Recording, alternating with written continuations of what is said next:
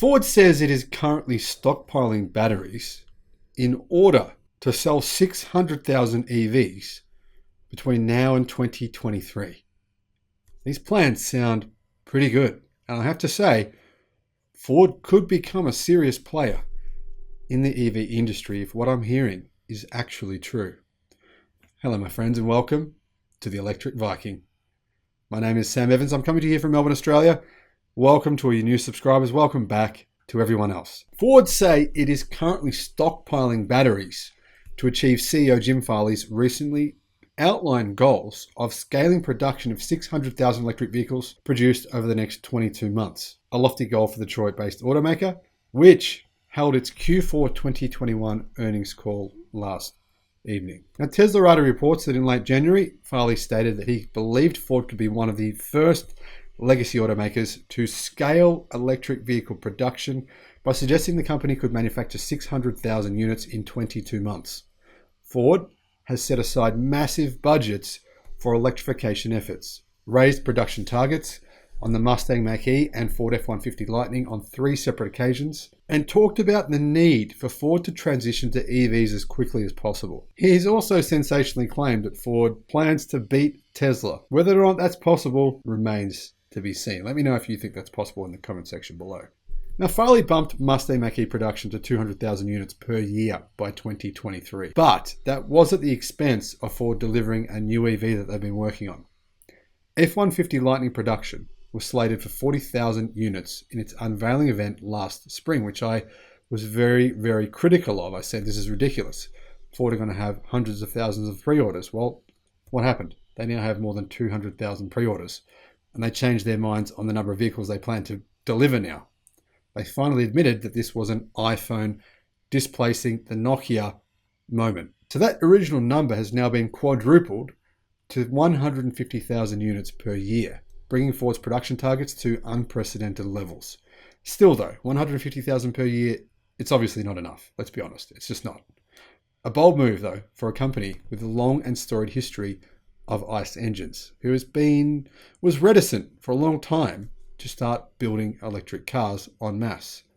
In the world of EVs though, Ford is relatively a newcomer, but it has not stopped the company from performing exceptionally well in the US market, falling second only to Tesla in sales figures for Q4 of 2021.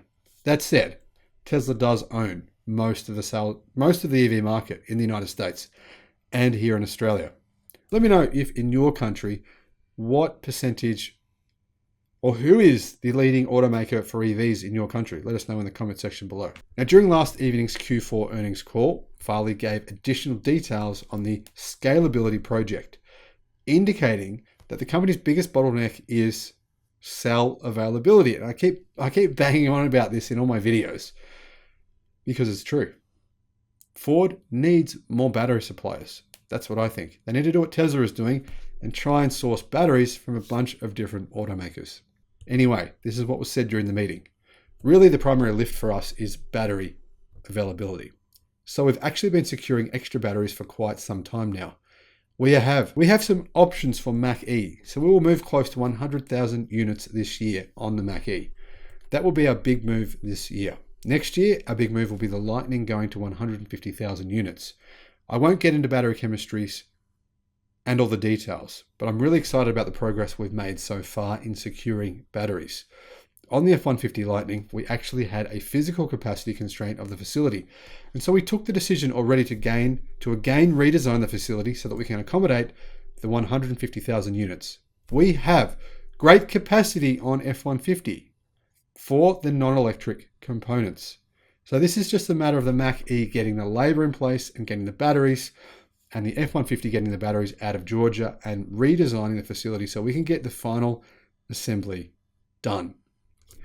As far as chips are concerned, these battery electric vehicles and the supply chain are strategic advantages for our company. Now, what I'm a little bit confused on here is Ford are not actually giving their plans. They're saying this year they're going to sell 150,000 Mustang Mach-Es.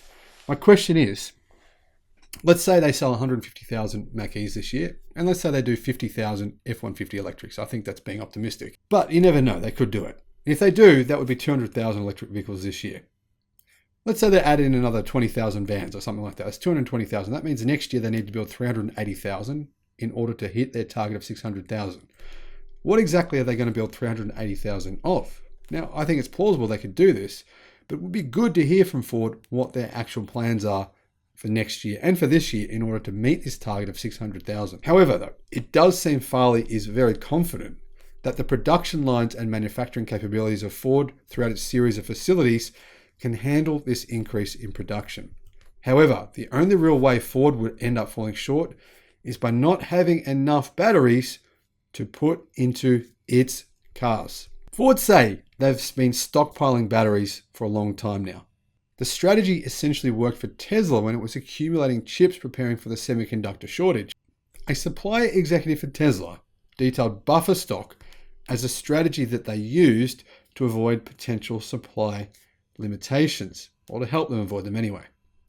Ford seems to be involving the same strategy to avoid cell bottlenecks. Ford recently restructured its EV playbook with a $20 billion budget and new talent, including Doug Field, a former Tesla and Apple engineer. So obviously Doug had a nice holiday when he worked for Apple and probably had to work his ass off when he worked at Tesla. But now hopefully Doug is ready to help Ford transition to electric cars.